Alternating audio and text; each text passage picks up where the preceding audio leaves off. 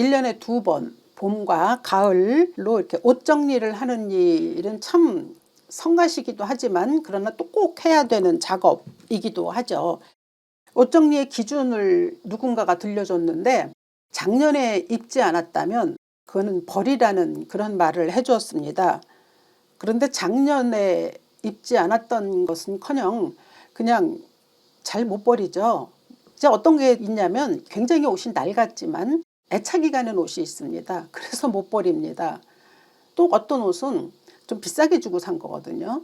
그러다 보니 유행이 지나긴 했지만 언제 다시 이 유행이 또 돌아올지 모른다라고 하는 그런 핑계로 그 옷을 또 못 버리고 그냥 두기도 하는 거죠. 그래서 이래저래 사실 충분히 없애도 되는데도 불구하고 또 넣어놓고 또 넣어놓고 하는 이제 그런 일들을 벌이지만은 그래도 몇 가지는 이제 또 없어지거든요. 그러면 확실히 좀 깨끗해지죠. 정리가 되니까. 그럼 마음이 굉장히 뿌듯해지는 그런 경험 아마 하시지 않을까 싶습니다. 그러면서 생각을 여러 번 했습니다. 저렇게 옷장을 비워내듯이 내 머릿속에 있는 복잡한 감정들도 좀 비워낼 수 있으면 얼마나 좋을까라고 하는 거죠. 저는 굉장히 노심초사하는 셈입니다. 그러니까 이런 노심초사, 그러니까 쓸데없는 거거든요. 아무리 내가 머릿속으로 고민해도 달라지는 건 크게 없지 않습니까? 그러니까 그런 거 또는 뭐 괜한 조급함 이런 거죠. 또 안 해도 되는 불안함 이런 것들을 좀 덜어낼 수 있으면 지워낼 수 있으면 벗어버릴 수 있으면 참 좋겠다라고 하는 바람들을 가집니다. 그게 이제 오늘 이번 주에 우리에게 허락하신 이 본문을 준비하면서 든 저의 생각이기도 했습니다. 오늘 본문은 우리가 옷장 속에 있는 쓸데없는 옷 이런 것을 가차없이 비워내라 라고 하는 그런 바울의 권면이라고 저는 이제 그렇게 받아들였습니다. 본문은 골로새 교회에 보낸 바울의 편지죠. 골로새 교회는 바울이 세운 교회는 아닙니다. 바울의 제자였던 에바브로가 자기의 고향이 골로새였기 때문에 그곳에 세운 개척교회였습니다. 그러니까 시골이고요. 아주 작은 교회였습니다. 이제 작은 교회의 특징이라고 하면 굉장히 그 교인들끼리 오손도손하죠. 그래서 아주 그 신앙생활을 잘 하고 있었는데 어느 날 갑자기 문제가 생겼습니다. 그것은 그 당시에 유행했던 영지주의 파들이 이 교회에 들어서게 된 거죠. 그러니까 예나 지금이나 그 이단 세력이라고 하는 건 꼭 그 구원의 문제를 들고 다가옵니다. 그리고 뭐라고 얘기하느냐 하면 이 구원의 비밀이 모든 사람에게 허락된 것이 아니다라고 얘기하죠. 그래서 그 특징을 보면 언제나 좀 사이비적인 그런 이제 우두머리라고 할까요? 그런 사람이 하나 있습니다. 그래서 그 사람들이 몇몇의 이제 추종 세력을 모으죠. 끌어모으죠. 그래서 파당을 짓게 하고 또 순진한 교인들을 흔들게 하고 이렇게 만드는 게 이제 그들의 수법이라고 볼 수 있는데 꼭 그렇게 얘기합니다. 몇몇에게만 허락된 하나님의 비밀이다. 하나님의 지혜다. 이렇게 말해서 사람들로 하여금 사람들이 그렇잖아요. 남들은 모르는데 나는 알고 있다. 막 이런 게 굉장히 사람들을 혹하게 만들지 않습니까? 그러니까 그거를 이용하는 거죠. 바울이 보낸 편지 그것이 이제 골로새서라고 하는 일입니다. 근데 이제 이단에 빠지는 사람들을 보면요. 제 주위에도 좀 덜어 있었거든요. 근데 보면 잘 믿으려는 사람이 아이러니하게도 이단에 잘 빠집니다. 왜냐하면 신앙에 의문이 많거든요. 궁금한 게 많거든요.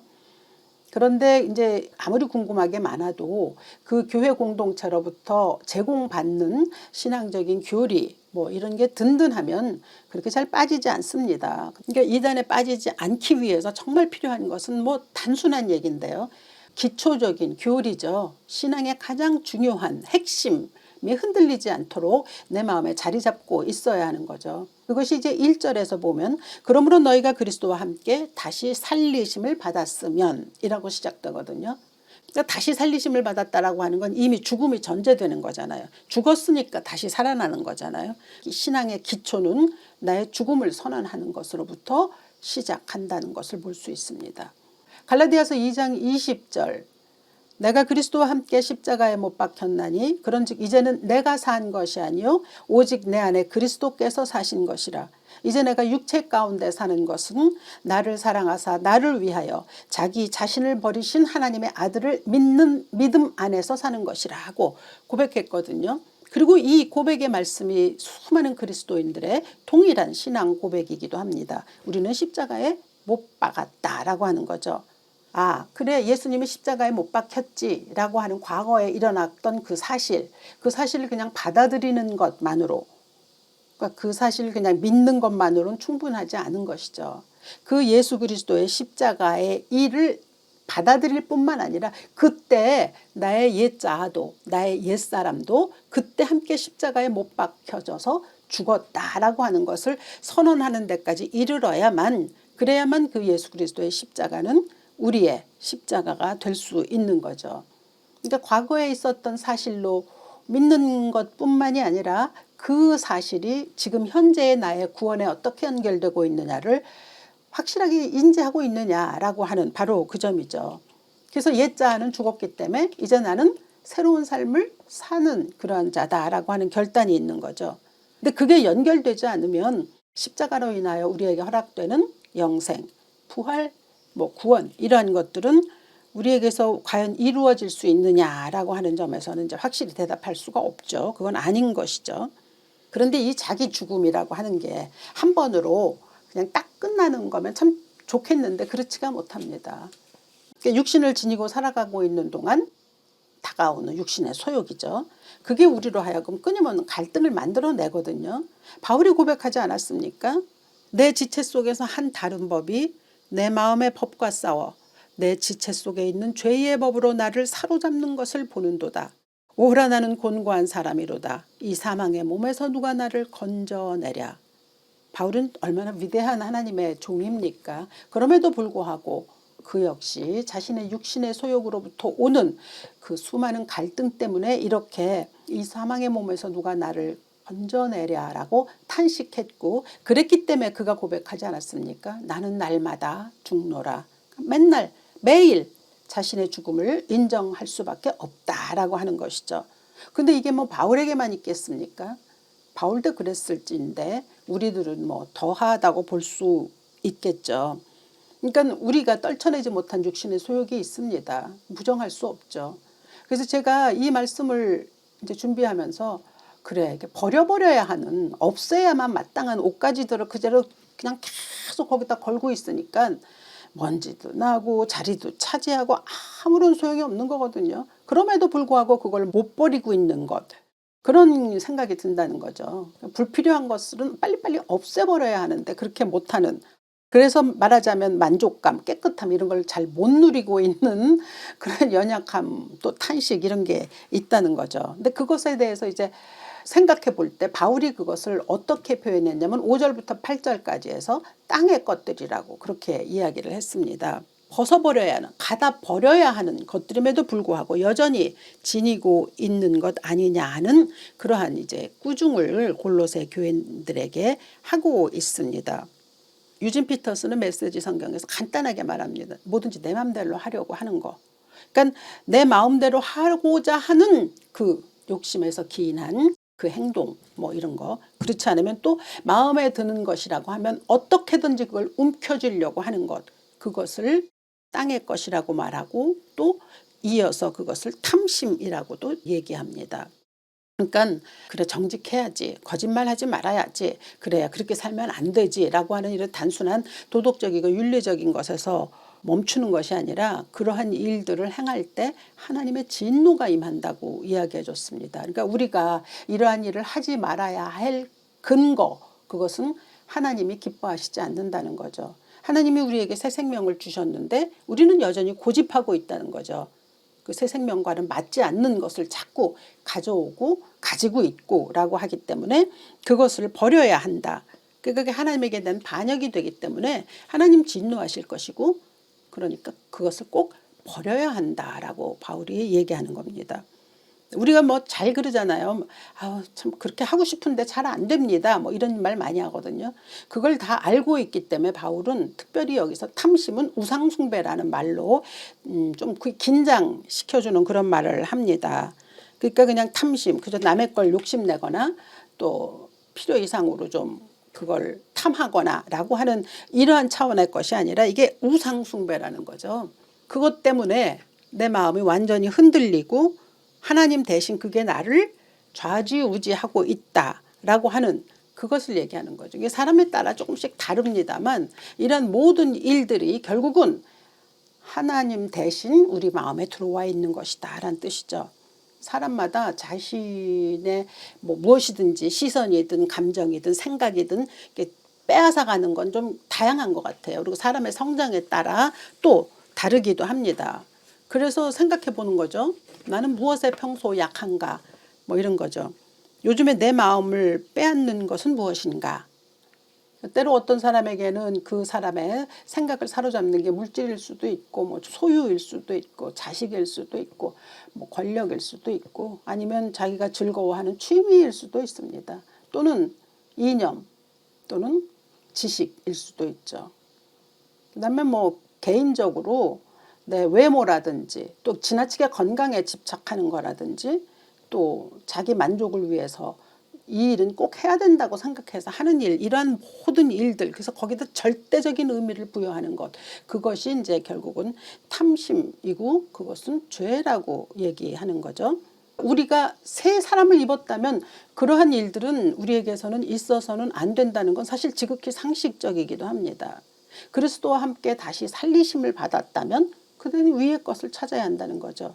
근데 내가 여전히 아직도 이 땅의 것들에 매여 있다면 내가 과연 다시 살리심을 받은 건가? 라고 하는 것에 대해서 의문을 품어야 하는 거죠. 하늘에 속한 사람은 하늘에 속한 법을 따라야 한다라고 하는 거죠. 쇼생크 탈출이라는 영화가 있었습니다. 근데 거기에서 모건 프리먼이라고 하는 배우가 연기했던 레드라고 하는 사람이 있었죠. 그 사람이 40년의 형기를 마치고 추록합니다. 그래서 이제 자그마한 편의점에 취직하죠. 그래서 바깥 생활에 적응하려고 굉장히 노력하는 모습이 보입니다. 근데 그가 그 편의점에서 일을 하면서 화장실에 갈 때마다 주인에게 묻습니다. 저 지금 화장실에 다녀와도 됩니까? 왜냐면은 감옥에 있을 때는 화장실에 갈 때마다 교도관의 허락을 받았어야 됐었기 때문에 굉장히 습관이 된 거죠. 그래서 나와서는 그러지 않아도 되는데도 불구하고 꼭 다시 묻곤 했습니다. 그러니까 이렇게 안 해도 되는 거, 또 하지 말아야 되는 거, 또 할 필요 없는 거, 거기에 자꾸 매여서 과거의 습관이 그대로 드러나는 것. 그건 뭐냐면은 내가 아직도 내 형편이 달라졌구나라고 하는 걸 인식하지 못하는 데서 오는 거거든요. 그리스도인에게 제일 필요한 것, 그리고 골로새 교인들에게 가장 필요했던 것, 그건 뭐냐면 그 자기 자신의 정체성, 내가 누구인가, 또 내가 믿는 예수는 어떤 분이신가, 그렇다고 하면 그분과 나와의 관계에 대한 것은 어떻게 연결이 되어 있는가에 대한 그 개념이 확실히 이렇게 정해져 있어야만 한다는 거죠.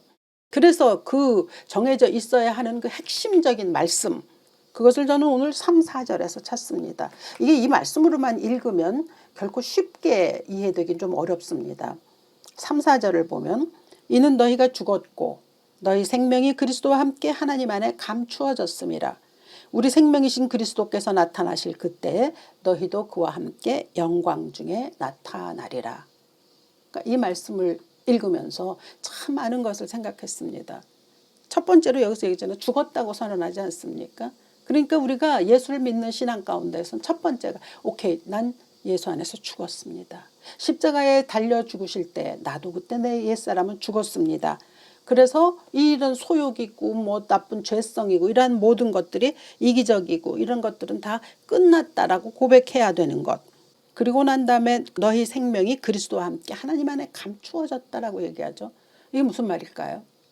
우린 죽었는데 우리의 생명이 그리스도와 함께 하나님 안에 감추어졌다라고 하는 거죠. 그러니까 예수를 통해서 우리가 새로 태어났거든요. 근데 그것은 지금 그렇게 눈에 보이지 않는다는 거예요. 새로 태어났다는 것은 사실 우리의 속마음 그리고 내 본질이 바뀌었다는 얘기잖아요. 근데 그것이 바로 그렇게 금방 눈으로 볼 수 있는 것은 아니라라고 하는 뜻입니다.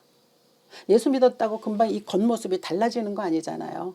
그죠? 그러니까 우리의 속 사람이 완전히 달라지는 것은 사실 그렇게 눈으로 금방 보이는 것은 아니다라고 하는 거죠. 그러니까 예를 들자면 이제 씨앗이 있을 때 그 씨앗이 땅에 심길 때 보면 안 보이지 않습니까? 근데 그 씨앗 속엔 뭐가 들어있죠? 생명이 들어있습니다. 그래서 그 씨앗이 땅 속에 들어가서 시간이 흐르면서 그 씨앗으로 인하여 싹을 틔우는 그런 모든 일들이 일어나듯 우리가 하나님 안에 그렇게 감추어져 있다는 거죠. 우리를 당신의 품 안에 감추어 두듯이 우리를 감싸고 계셔서 우리를 조금씩 자라게 하신다라고 하는 그 말입니다. 그래서 우리가 성화라는 말을 참 많이 하지 않습니까? 그러니까 이 성화라는 것은 뭐냐면 우리 안에 하나님이 우리를 감추고 계신데 그것이 이제 그 생명이 점점 하나씩 자라가지고 삶의 모든 면에서 조금씩 하나님의 뜻대로 성장하고 성숙하는 것, 그게 이제 성화라고 보는 거죠. 그래서 생각하는 것도 말하는 것도 행동하는 것도 그것이 이제 습관으로 완전히 바뀌어지는 것. 그래서 우리의 가치관으로 형성이 되는 것. 이제 그것을 성화라고 하는데 이렇게 성화가 되어 있다고 해도 그게 세상 사람들에게는 크게 영향을 입히지는 못하는 것 같습니다. 우리 그런 말 많이 하잖아요. 예수 잘 믿고 우리가 뭔가 성숙하고 성장하면 세상 모든 사람들을 변화시킬 수 있다라고 말을 많이 하지 않습니까? 뭐 일견 어떤 면에서는 그럴 수가 있는데요. 사실 세상 사람들이 살아가고 있는 방식과 또 하나님께서 이 세상을 움직이시는 방식은 좀 다릅니다. 그렇기 때문에 우리가 하나님이 하시는 방식대로 살아가면서 우리 안에서는 끝없는 성장을 이루지만 그것이 세상 사람들의 눈에 보일 때 맞아 그런 거야 라고 그렇게 그들이 동의하기는 어렵다라고 하는 거죠.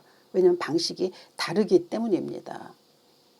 그리고 왜 예수 믿는 사람들이 좀 선행을 하면 그건 너무 당연하게 여겨지잖아요. 예수 믿으니까 그만큼의 일은 해야 된다고 생각하거든요. 예수 그리스도가 오셨을 때 예수님이 행하신 모든 일들은 사람들이 원하는 방식과는 전혀 다른 일들이었습니다. 그러니까 하나님의 영광, 사람들이 생각하는 영광이 다른 거죠. 그래서 사람들이 눈으로 보니까 예수님이 하시는 일에 도무지 못마땅했던 거예요. 그래서 결국은 십자가에 못 박은 거 아니겠습니까? 근데 그 일들은 예수님이 다녀가신 지금까지 그대로 똑같이 진행되고 있습니다. 세상 방식이나 또 세상에서 행하고 있는 모든 일들은 하나님의 것과는 다른 거죠. 그렇기 때문에 우리가 예수를 믿고 우리가 점점 우리의 생명이 자라나고 성숙하고 있을지라도 그게 사람들의 눈에 볼 때는 그렇게 별 볼 일 없이 보일지도 모른다라고 하는 게 이제 오늘 바울이 이 말씀을 통해서 우리에게 주시는 일이기도 합니다. 그러니까 다시 말해서 땅의 것을 버리고 위의 것을 생각하면서 사는 삶을 살라고 지금 살라고 권면하잖아요. 그렇다 하지만 우리가 위의 것을 생각하면서 사는다는 그 삶이 세상 사람들이 보기에 아 이건 정말 좋은 거야 라는 칭찬 뭐 또는 박수 그런 건 받지 못할지도 모른다라고 하는 거죠. 만왕의 왕이셨던 예수께서 그렇게 왕처럼 행동하지도 않으셨고 그리고 사람들도 그 영광 알아보지 못했거든요. 그렇기 때문에 우리가 그 예수의 길을 간다고 할 때 우리도 세상에선 그렇게 환호는 받을 수 없을지도 모른다라고 하는 것이 오늘 사도 바울이 하는 말입니다. 그래서 뭐라고 얘기했냐면 우리 생명이신 그리스도께서 나타나실 그때에 너희도 그와 함께 영광 중에 나타나리라. 그러니까 지금 감추어져 있는 거예요. 우리가 예수 믿으면서 자랑스럽게 얘기할 수 있는 그 수많은 것들은 하나님과 나 사이에서 예수님을 매개체로 비밀일 뿐이지 세상에 많은 사람들이 그것을 환호하고 막 그것에 대해서 칭찬해주고 그러지는 않을 수도 있다라고 하는 거죠. 그래서 저는 생각할 때 이게 우리 예수 믿는 사람들이 절대로 흔들려서는 안 되는 정체성이라고 생각합니다. 그러니까 예수 믿는 사람들은 세상에서 환호받는 그 방식으로 살아가는 사람들은 아니라는 것을 빨리 깨달아야 하겠죠. 그러니까 세상에서도 칭찬받고 세상에서도 인정받고 그러면서 또 하나님 안에서 축복받고 이런 일들을 사실 우리 참 원하잖아요. 그런데 사실 성경이 가만히 얘기하고 있는 것을 보면 그것에 대해서 그렇게 확실하게 두 가지를 다 잡을 수 있다고 얘기는 하지 않습니다. 그러면서 말합니다. 하나님 안에 감추어진 너희의 삶 그것이 비밀이다. 그리고 이 비밀을 세상 사람들은 결코 알지 못합니다. 골로새서 1장 26절로부터 27절은 전합니다. 이 비밀은 만세와 만대로부터 감추어졌던 것인데 이제는 그의 성도들에게 나타났고 하나님이 그들로 하여금 이 비밀의 영광이 이방인 가운데 얼마나 풍성한지를 알게 하려 하심이라.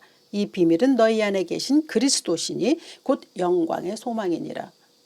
이 골로새서를 보면 비밀이라는 단어가 많이 나오거든요. 왜 그러냐 하면 그 이단들이 툭하면 쓰는 말이 비밀이거든요. 이 비밀은 우리에게만 주어진 거다라고 얘기하는 거거든요. 그렇기 때문에 사도 바울이 이 골로새 전체에서 비밀이란 단어를 쓰면서 비밀이 무엇이냐? 비밀은 곧 예수 그리스도시다. 그분은 영광의 소망이시다. 세상 사람들은 알 수 없다. 그러므로 그분과 함께하고 있는 너희들이 얼마나 귀하고 복된 존재인지를 알고 있느냐라고 하는 것을 얘기하는 거죠. 이 비밀리에 우리를 품으신 그 하나님, 그것을 저는 이제 오늘 하나님이 우리를 특별 관리하신다라고 그렇게 생각해서 제목을 그렇게 붙였습니다. 그러니까 하나님의 특별 관리에 놓여 있는 사람이다라고 하는 거죠. 법적인 용어인데요. 증인 보호 프로그램이라는 것을 떠올렸습니다. 우리가 예수의 증인 아닙니까? 증인이 증거를 하기 위해서 법정으로 나갈 때가 있잖아요. 근데 그에게 굉장한 법적인 신분을 갖추어서 보호해 주는 거죠. 왜냐하면 자칫하면 범죄에 보복을 당할 수도 있고 또 위협을 당할 수도 있기 때문에 그 법적 절차에 참여할 수 있도록 완전하게 이렇게 보호해주고 또 지원도 해주고 그래서 안전하게 만들어주는 법률 조치, 이것을 이제 증인 보호 프로그램이라고 그렇게 말합니다. 하나님이 우리를 증인 보호 프로그램으로 관리하고 계시다라고 하는 그 생각을 했습니다. 예수 믿는 사람들은 모두가 다 예수의 증인인데 이 세상의 삶 속에서 하나님께서 우리를 보호해 주심으로 말미암아 이 세상의 모든 위험 또 죄 이런 것으로부터 우리를 안전하게 보호하신다라고 하는 거죠. 그래서 우리의 신분 보호는 하나님으로부터 주어진다. 그래서 안전한 공간에 감춰져 있다. 예수 그리스도와 연합하고 있는 새 삶을 살 수 있게 하셨다라고 하는 것을 생각해 볼 수 있다라고 하는 거죠. 로마서 8장 1절에서 말하기를 그리스도 예수 안에 있는 자에게는 결코 정죄함이 없다라고 하는 것이 무엇이겠습니까? 하나님이 우리를 특별 관리하시기 때문에 아무리 세상의 죄가 움직이고 뭐 요동을 한다 하더라도 그것이 나에게는 임하지 못한다라고, 하나님의 자녀이기 때문에 임할 수 없다라고 하는 거죠. 그러니까 안전한 삶이 보장되어 있다라고 하는 그 이야기를 하고 있는 겁니다. 그래서 이 안전한 삶은 언제까지 이루어지느냐? 예수 그리스도 오실 때까지 이루어지는 거죠. 그 때문에 그것이 하나님과 나 사이에 주어진 비밀이라고 하는 거죠. 그러므로 그 어떤 일이 있어도 그래, 이 비밀 속에 하나님은 나를 지키실 거야 라고 하는 그 은혜를 우리에게 허락하신다는 거죠. 그러면서도 여전히 걱정하고 저를 얘기하는 겁니다. 아직도 그래도 또 불안해하고 노심초사하는 것은 참 정말 그 인간의 연약함이 너무 끈질기구나라는 걸 생각하지만 이 말씀을 준비하면서 또 생각해 본 거죠. 그래, 하나님 나를 그렇게 보호하신다고 하는구나. 그래서 힘을 얻어야겠구나라는 생각을 하면서 그 옷장 정리할 때 또 한 가지를 떠올렸습니다. 여러분은 어떠신지 모르겠지만 특별히 누구나 다 특별하게 자기가 좋아하는 옷, 귀하게 여기는 옷이 한 벌쯤은 있습니다. 근데 그 옷들은 어떡합니까? 뭐 드라이 클리닝 할 때도 동네 드라이 클리닝 집에 맡기지 않습니다. 전문적으로 하는 집에 특별하게 돈을 더 주고 맡기죠. 그리고 찾아온 뒤에도 옷걸이에 걸 때도 이렇게 어깨 같은데 이렇게 자국 나지 않도록 굉장히 조심해서 걸죠. 그리고 또 그 덮개를 덮을 때에도 비닐도 아니고 천으로 된 걸로 굉장히 좋은 걸로 덮어서 잘 보관합니다. 그거 생각하면서 제가 하나님과 나를 떠올려 본 거죠. 하나님이 나를 이렇게 보관하신다는 얘기구나. 나를 이렇게 감추어 주신다는 얘기구나. 해를 받지 않도록 그 어떤 뭐 좀이나 또 밖에 먼지나 또 뭐 다른 무엇으로부터도 나를 전혀 해를 입지 않도록, 그래서 아무도 나를 빼앗아 갈 수 없도록 이렇게 나를 안전하게 지켜주신다는구나 라고 하는 것을 그 옷을 통해서 제가 깨달은 은혜라고 할 수 있습니다. 그러면서 생각해 본 거죠. 그렇다고 한다면 나는 과연 그 하나님께서 나를 감추어 두신 그 비밀, 그거 하나로 지금 만족하고 있는가? 라고 하는 것을 다시 한번 또 내 자신에게 대입해 보지 않을 수가 없는 거죠. 나는 하나님이 나를 붙들어 주신다라고 하는 이 사실만으로 만족하고 살고 있는가라고 하는 거죠. 뭐 집안에 제가 보니까 그렇더라고요.